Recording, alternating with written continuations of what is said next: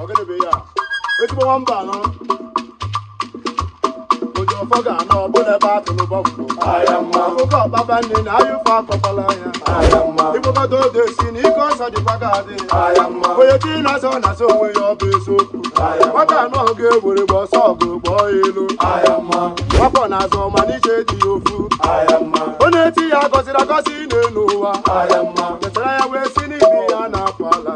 Onye ọ gọziri ya nwamba so n'ụwa ndị Igbo. Amesie gị ife n'ụwa ikpe na-eti dị ime.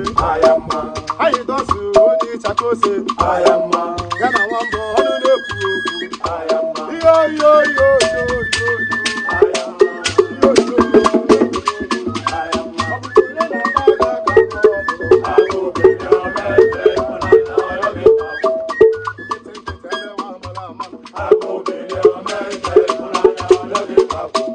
Wankwo egwu m ụlọ mebe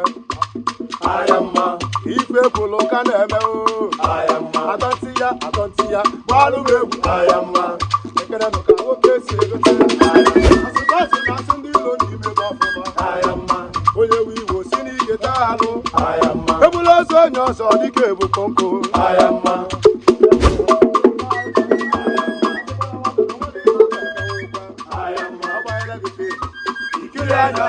Amamosi na nwa m eto bụ ụka na nwa m jere mba o wee bute ike ọganiru na-ebute ilo na asịrị nwanne m nwata akpọwa nke ya dịbịa akpọ ya dọ nwa ọ bụzi onye na-akpa aga aka nọ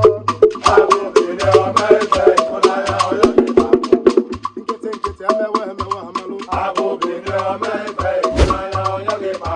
anyị gosi nwanne na ụna na-egodo ụgwọ iyo iyo na meti ụgwọ alụsị gbawa eze agụ na maba ụgwọ ụmụ Igbo be anyị na ụlọ olu n'omume ụmụ Igbo be anyị nke n'ụzọ ala anyị onye tiri n'ụwa nụ ya ga-eli ya nwa mụrụ amụ gbochi ife n'oge echechi iyo iyo na mebido ụgwọ ọ bụzi onye na-akpa agwa n'ọnọ